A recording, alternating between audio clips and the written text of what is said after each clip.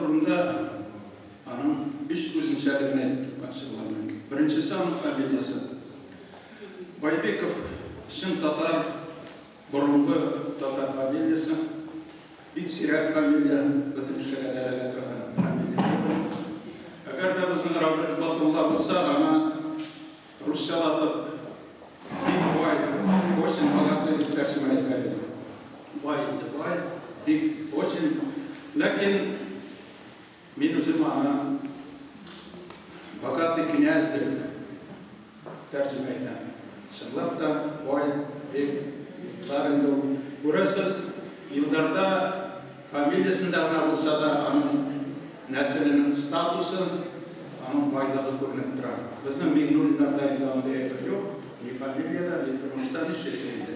Бәлкі бүтіндей болмағандар біздің нәсілді, ләкин Байбеков біздің халқымызны, милләтімізні бизеп тұра тұрған ескерткіш матур фамилия.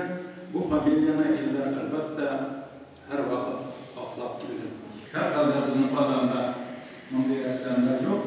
Belki Rəsəydə vardır, belki dünyada, Avrupa'da var.